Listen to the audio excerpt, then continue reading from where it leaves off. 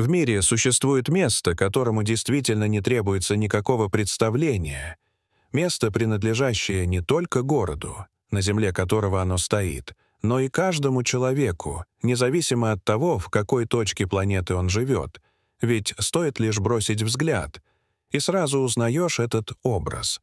Устремленный в небо металл, переплетенные между собой линии, рисунок которых образует силуэт, будто стремящийся коснуться самых высоких облаков. Эйфелева башня — символ Парижа, символ Франции, символ всей Европы, но вместе с тем еще и воплощение мечты, дерзости и решимости бросать вызов тому, что многим кажется недостижимым. Сегодня мы привыкли воспринимать ее как что-то само собой разумеющееся, будто она всегда стояла здесь, освещенная ночным сиянием, романтичная на бесчисленных открытках, невидимая свидетельница поцелуев, признаний и обещаний, которые люди дают друг другу. Но история ее появления была вовсе не историей любви. Напротив, она началась с борьбы, недоверия, опасений и бесстрашия. Когда Гюстав Эйфель представил миру свой проект, над ним немедленно подняли насмешки. Как можно возводить металлическую башню высотой более 300 метров? Как осмелиться установить над Парижем темного гиганта, который будет господствовать над всем городом? Для множества людей идея казалась настоящим кошмаром, оскорблением искусства, пощечиной изысканности города огней. Некоторые доходили до того, что организовывали петиции, пытаясь остановить строительство. Однако безумный замысел не остановился. Он начал воплощаться в жизнь, а, воплотившись, превратился в легенду. Представьте себе Париж последних десятилетий XIX века. Утонченный город, живущий под мягким светом газового освещения, наполненный литературными кафе, где кипели разговоры о новых идеях, и художниками, заполнившими собой улицы Монмартра, ведь именно тогда, в ту эпоху изобретений, электричества, механизмов, меняющих мир, в сердце всех этих перемен зародилась, казалось бы, совершенно невыполнимая мечта — возвести самое высокое сооружение, которое когда-либо создавал человек, и не возвести собор или дворец из мрамора, а построить металлического исполина, сделанного из промышленного, грубого, механического железа, материала, который до тех пор использовали в основном для мостов, рельсов и фабричных конструкций. Идея родилась как символ Всемирной выставки 1889 года, грандиозного международного события, организованного Францией в честь столетия Великой Французской революции, и потому выбора у страны не было. Она обязана была показать миру свое величие, свою способность к новаторству, свое технологическое превосходство, и Гюстав Эйфель, понимая масштаб вызова, был готов принять его. Но этот проект был не просто смелой мечтой, он превращался в гонку на время, потому что башню предстояло построить всего за 2 года, и эти 2 года включали в себя все — от разработки и проектирования до производства и сборки тысяч тонн металла, а также возведения того, что никому прежде даже не приходило в голову воплотить. В январе 1887 года, когда начались первые работы, Марсово поле на берегу Сены, просторное место, предназначенное для размещения выставочных павильонов, стало участком, где глухие удары инструмента впервые нарушили тишину, ведь рабочие приступили к созданию фундамента, глубокого, мощного, способного выдержать натиск ветров, проливных дождей и даже возможных подземных толчков. 4 огромные опоры, словно чудовищные металлические ноги, уходили в землю, 2 опирались на укрепленные каменные основания, а 2 закреплялись в кессонах, опущенных ниже уровня воды, что выглядело почти как попытка укротить саму реку, чтобы подчинить ее человеческой мечте. Каждая металлическая деталь рассчитывалась с почти невозможной точностью, ошибки быть не могло. В мастерских тысячи элементов, ковали, нумеровали, готовили так, будто собирали гигантскую головоломку, где каждая балка и каждый болт имели свое строго отведенное место. Позже эти детали перевозили на Марсово поле, поднимали с помощью паровых кранов и закрепляли рабочие, висевшие над пустотой, ведь они трудились без каких-либо современных страховочных систем, без касок, без защиты, передвигаясь по балкам, словно акробаты над пропастью, под порывами пронизывающего ветра. И тем не менее, несмотря на все опасности, за 2 года строительства из более чем 300 рабочих погиб лишь 1 человек. Невероятно малое число для того времени, свидетельствующее о дисциплине и внимательности, с которыми Эйфель контролировал каждый этап работ. Но по мере того, как башня росла, росли и споры вокруг нее. Парижские художники и мыслители испытывали к проекту почти ненависть, называя его чудовищным фонарным столбом, скелетообразной трубой, металлическим каркасом, уродующим величие Парижа. Они даже составили манифест, который подписали такие писатели, как Ги де Мопассан и Александр Дюма-сын, требуя остановить этот, по их мнению, архитектурный позор. Но Эйфель не отступал, отвечая спокойно и уверенно, что когда сооружение будет завершено, все увидят и поймут, насколько оно прекрасно. И так, день за днем, гигантская конструкция продолжала расти, принимая свою окончательную форму. На высоте 50 метров Париж уже казался уменьшенным до игрушечного масштаба, на сотни метров рабочие видели шпили Нотр-Дама уже не снизу, а сверху, а на 200 метрах ни одно здание во всей Европе не могло сравниться с ней, ведь строительство превращалось в настоящее восхождение к небесам. 31 марта 1889 года Гюстав Эйфель собственными силами поднялся на самый верх возводившейся им башни, преодолев более 117 сотен ступеней, чтобы установить на вершине французский флаг.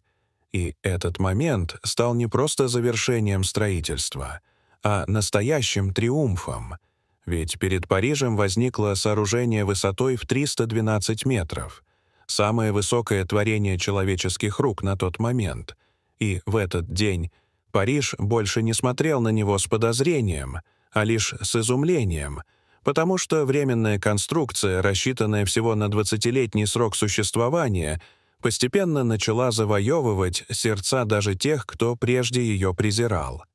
И вот, когда 6 мая 1889 года распахнулись двери Всемирной выставки, Париж был готов продемонстрировать миру плод своей смелости — Эйфелеву башню, и миллионы людей, прибывших со всех уголков мира, будь то путешественники из Америки, Японии или Индии, оказались лицом к лицу с этим металлическим чудовищем, возвышающимся над городом, и никто не оставался равнодушным, ведь одних башня пугала своим инопланетным масштабом, напоминая будто бы металлического колосса из будущего, других же приводила в восхищение, потому что никогда прежде человечество не создавало ничего подобного, и, кроме того, подъем на нее становился настоящим опытом, ведь лифты, инженерные достижения своего времени, поднимали посетителей все выше и выше, открывая на каждом уровне новый облик Парижа.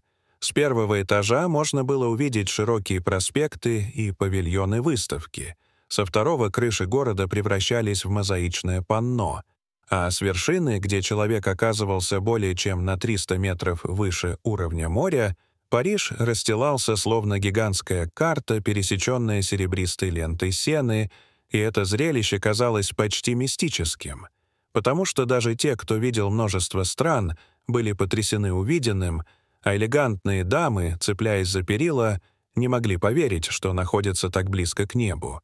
И, несмотря на все это восхищение, критики по-прежнему находились, ведь некоторые продолжали утверждать, что башня уродлива, бесполезна и обречена исчезнуть. Однако в действительности Эйфелева башня никого не оставляла равнодушным, потому что она стала подобна знаку, выгравированному прямо на парижском небе. И летом 1889 года стало ясно, что Франция создала не просто архитектурную диковину, а подлинный символ, который обрел силу гораздо большую, чем ожидалось. Когда башня была открыта, никто не мог представить, что она станет частью вечности. Она была построена по совершенно конкретному контракту — существовать всего 20 лет. После 1909 года город имел право разобрать ее по частям, восстановив пространство Марсового поля. Для многих это было, казалось, долгожданным облегчением. «Наконец-то мы избавимся от этого железного чудовища», — говорили они. Но судьба башни определилась не эстетическими оценками и не пожеланиями критиков, а ее способностью приносить пользу. Эйфель с самого начала понимал, что спасет ее только практическое значение, и поэтому он не ограничился строительством. Он превратил башню в инструмент науки, установив на ее вершине метеорологические приборы, устройства для аэродинамических исследований и позже антенны для первых радиотехнических опытов. Так сооружение, задуманное как временная выставочная аттракция, постепенно превратилось в воздушную лабораторию, парящую над Парижем. И именно радио стало тем, что спасло ее окончательно. Когда французская армия обнаружила, что с вершины башни можно отправлять и принимать сигналы на огромные расстояния, стало очевидно, что снесение сооружения невозможно. Башня перестала быть просто смелым символом инженерной эпохи. Она превратилась в наблюдателя, в немой страж, в высокую точку на горизонте, следящую за тем, что происходит в мире. В начале XX века, когда Париж стремительно менялся, обретая черты современного мегаполиса, Эйфелева башня постепенно перестала восприниматься как эстетическое оскорбление и все увереннее становилась частью парижского пейзажа, словно вписывалась в дыхание самого города. Художники, которые когда-то яростно отвергали ее, теперь рисовали ее в своих мастерских. Фотографы, прежде презиравшие стальные фермы, превращали их в романтические силуэты. Писатели описывали ее в романах, будто она была живым существом, частью городской души. Железный гигант, которого так долго обвиняли в уродстве, стал музой, источником вдохновения и новой поэтики. Но впереди его ждало испытание куда более суровое, чем критика художников — война. Во время Первой мировой войны башня оказалась в самом центре тайной борьбы, потому что именно ее радиостанция позволяла перехватывать важнейшие вражеские сообщения, помогая армии защищать Францию. Железная колонна, появившаяся на свет, чтобы поражать воображение и символизировать технический прогресс, неожиданно стала сердцем оборонительной системы, невидимым инструментом спасения. Она была предназначена простоять лишь 20 лет, но события доказали, что Эйфелева башня уже давно перешагнула собственный временной предел и решила существовать вечно. 20 век стремительно менял облик мира, и вместе с ним менялась и Эйфелева башня, которая постепенно превращалась в неотъемлемую часть Парижа, любимую туристами и самими горожанами, став символом города столь же естественным, как Сена или Нотр-Дам. Но даже в это время судьба не раз готовила ей драматические страницы. Во время Второй мировой войны, когда Франция оказалась под гнетом нацистской оккупации, башня, величественно возвышавшаяся над городом, стала немым символом сопротивления, своего рода тихим напоминанием о том, что дух Парижа невозможно сломить. Легенда гласит, что во время визита Гитлера тросы лифта были специально перерезаны французскими рабочими, чтобы фюреру пришлось подниматься наверх пешком, и он, столь привыкший к демонстрации власти, так и не решился на этот трудный подъем. Этот маленький, почти незаметный жест стал актом гордости и тихого неповиновения, благодаря которому железный колосс превратился в знак внутреннего сопротивления народа.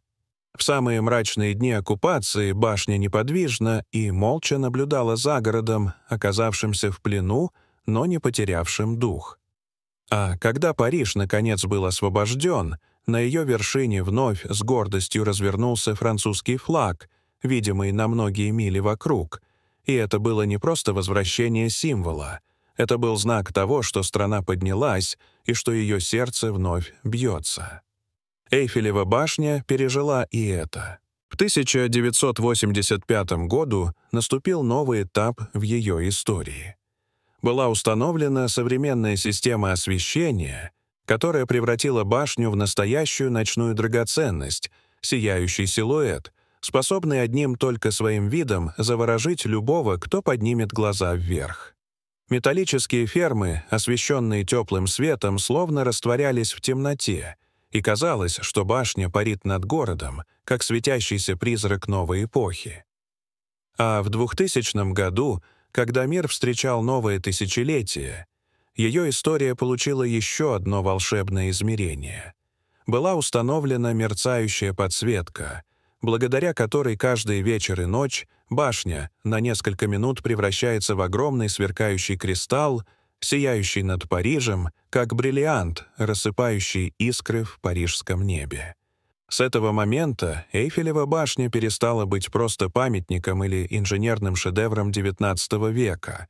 Она стала зрелищем, ритуалом, эмоцией, которая возрождается каждую ночь, когда ее огни вспыхивают вновь. Сегодня миллионы людей приезжают сюда каждый год. Одни, чтобы подняться на нее, почувствовать под ногами ее металлическое сердце и увидеть город с высоты. Другие, чтобы наблюдать за ней издалека, стоя на набережной Сены, на площади Трокадера или в одном из парижских садов. Но каким бы ни был взгляд, изнутри или снаружи, снизу вверх или издалека, никто не остается равнодушным. Перед этим железным гигантом человек уже не бывает прежним. Он ощущает себя одновременно крошечным и частью чего-то огромного, древнего и в то же время устремленного вперед. Эйфелева башня давно перестала быть исключительно французским символом, принадлежащим только одной нации. Она стала универсальным, общечеловеческим знаком, языком, который понятен в любой стране и не нуждается в переводе. Это язык без слов, безмолвное обещание, заключенное в металле и свете. Человек способен строить не только стены, войны и разрушения, но и чудеса. Он может создавать красоту, неподвластную времени, красоту, которая не только украшает настоящее, но и освещает дорогу в будущее. И каждый раз, когда ее знакомый силуэт вырисовывается на фоне парижского неба, на закате, в сумерках или в россыпях ночных огней, он напоминает нам о том, что самые невозможные, самые дерзкие мечты — это именно те мечты, ради которых стоит жить. Дорогие зрители, что вы думаете об этой истории? Расскажите, пожалуйста, в комментариях. А если вам понравилось это видео, то ставьте лайк и подписывайтесь на наш канал. До свидания.